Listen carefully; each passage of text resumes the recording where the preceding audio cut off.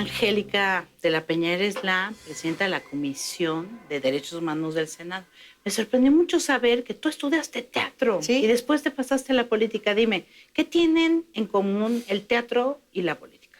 Bueno, hay gente que dice que tiene mucho en común. Yo ¿Tú lo creo... crees así? No, yo no creo. En todo caso, porque son dos actividades que requieren mucho esfuerzo y mucho trabajo y mucho estudio. Pero no como el escenario, como un gran teatro. No, bueno, en la política te ayuda el manejo del espacio, cómo moverte, cómo hablar, ese tipo de técnicas, pero que sean necesarias, no. Llevas 40 años ya dentro de la política, ¿es Sí. verdad? Desde que iniciaste en el Partido Socialista de los Trabajadores. Desde antes. Desde antes. Desde ¿En el antes. comunista? Fui militante del Partido Comunista Mexicano en Guadalajara, y antes de ingresar al PCM estuve militando en movimientos sociales. ¿Y tu familia no puso el grito en el cielo, Angélica? Pues sí, pero... ¿Sí? ¿Tú que vienes de Guadalajara? Mi hermano, que era mayor que yo, siempre fue muy apoyador de lo que yo hacía, entonces siempre me protegí detrás de él, para que mi mamá me permitiera tener un poco más de libertad. En tu oficina, Angélica, tú tienes un letrero en el que dejas muy claro por qué es importante decir ellos y ellas. Explícame por qué. El lenguaje que se utiliza normalmente se pretende que sea un lenguaje neutro, pero no es así, es un lenguaje masculino. Y el lenguaje, por lo tanto, si es masculino, invisibiliza a las mujeres. Y para que puedan ser visibles, para que puedan existir, tienen que ser nombradas. Por eso es muy importante comenzar a visibilizarlas desde el lenguaje. Y por lo tanto, la A es la A. Cuando dicen senador, yo no me siento aludida. Cuando dicen señora, ahí sí me siento aludida. Cuando hablan en femenino, entonces ahí estoy yo también. Eres la presidenta de la Comisión de Derechos Humanos y estamos en medio de una crisis generalizada, focalizada o no, de derechos humanos que involucra a todo el Estado mexicano. ¿Qué estás haciendo tú, impulsando desde la Cámara de Senadores, para atacar esta crisis que a todos nos afecta? La Comisión de Derechos Humanos en el Senado de la República, cuando yo llego, en el 2012, enfrentaba algunas dificultades.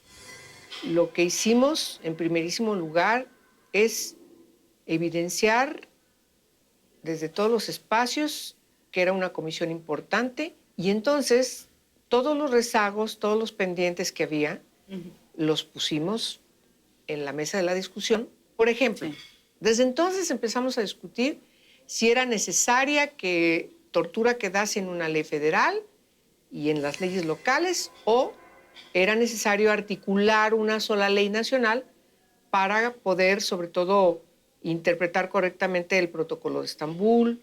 En eso estamos, ¿no? Ya está esa reforma que permite que vaya a haber una ley general. Y entonces trabajamos en la reforma. ¿Y en dónde está la discusión sobre la ley general? Que ya reformamos la Constitución. Bueno, está bien. Katia, y luego la ley. Reformar la Constitución no es fácil. Bueno, sí. Reformamos la Constitución para dotarnos de esa facultad al Congreso de la Unión para legislar una sola ley. Y desaparición forzada. Y también desaparición forzada. Ese fue el otro tema que encontramos.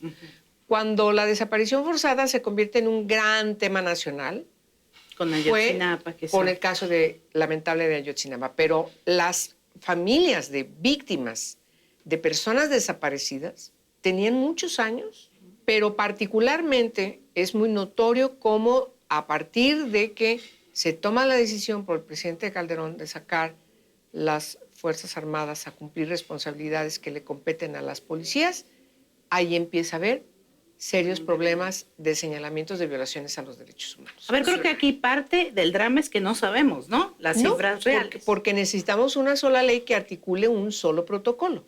Este protocolo tiene que estar inscrito en el marco de un registro nacional que tenga la información de todos los municipios, estados y a nivel federal, y empezar a cruzarlos.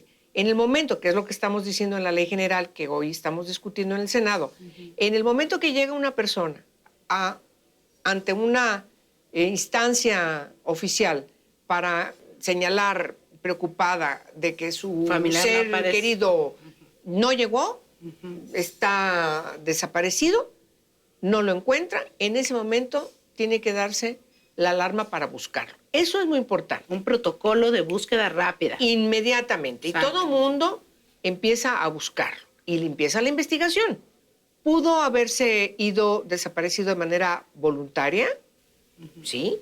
¿Pudo haber sido desaparecido de manera involuntaria? Entonces ahí hay que dirimir.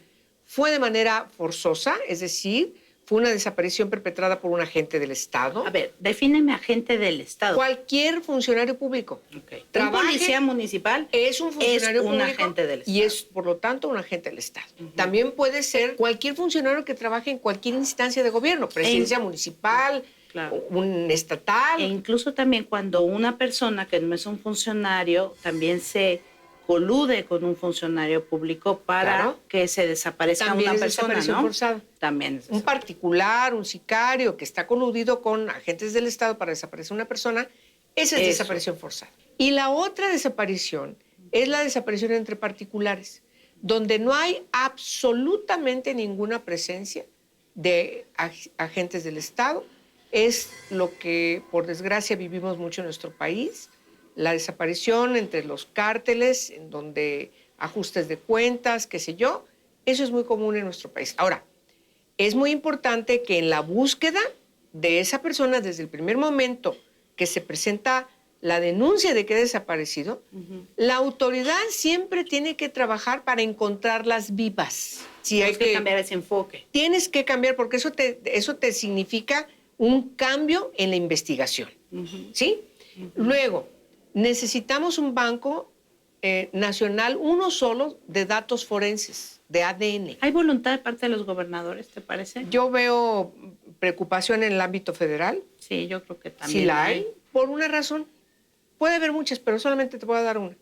Los señalamientos que le hacen los organismos internacionales a México, Katia, no son buenos para el país. Pues no. Afectan al Ni país. Ni para las instituciones. Por supuesto, para nadie. Buenos. Y tú quieres abrir el país a inversiones extranjeras, tú quieres abrir el país a presencia de turismo, a relaciones bilaterales con otras naciones.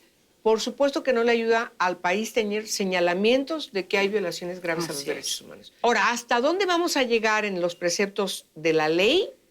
Esa es la parte fina en la que tenemos que esforzarnos y trabajar. Yo ahí no le doy vueltas al asunto. Tenemos que trabajar en función también de lo que nos han pedido, de lo que nos exigen todos los días familiares de víctimas, de personas desaparecidas. Porque muchas de ellas se han constituido prácticamente en ministerios públicos. Sí, tienen años investigando, tocando puertas con las instituciones. Si tú tuvieras una varita mágica con la cual pudieras cambiar la mentalidad de los y las mexicanas con respecto a la importancia o el tema de los derechos humanos, ¿qué pensamientos nos meterías a la cabeza? Qué barbaridad. Es una pregunta bien complicada para mí porque no creo en cosas sobrenaturales. Bueno, no importa, hazte cuenta que lo crees. Como una bruja que se pone la varita. Exacto. Pues yo creo que bruja buena. Una bruja, claro, todas las brujas eran buenas. Okay. Yo creo que todas eran buenas. Okay. Las mataban porque eran insurrectas, las quemaban porque eran insurrectas, insumisas. Exacto. Entonces, yo creo que yo creo que cambiaría la educación. Que en la educación entran derechos humanos, entra la igualdad, entra el estar capacitado, la inclusión, fundar todo tu desarrollo de tu vida en la ciencia. Es decir, me parece que la educación es una cuestión muy importante, estructural, de una sociedad que tiene condiciones totalmente distintas a las que hoy tenemos, ¿no? Yo creo que si las niñas y los niños tienen todas esas posibilidades para hacer lo que quieran ser, para conocer la historia, para conocer de las artes, la música, qué sé yo, van a ser mejores personas. Yo creo que la educación es básica. Gracias, Angélica. Gracias a ti, Katia. Muchas gracias. Ustedes no se vayan, entren a nuestra página de internet. Hay más de esta entrevista con Angélica de la Peña y, como siempre, los esperamos en Facebook, en Twitter, en Pinterest y en Instagram.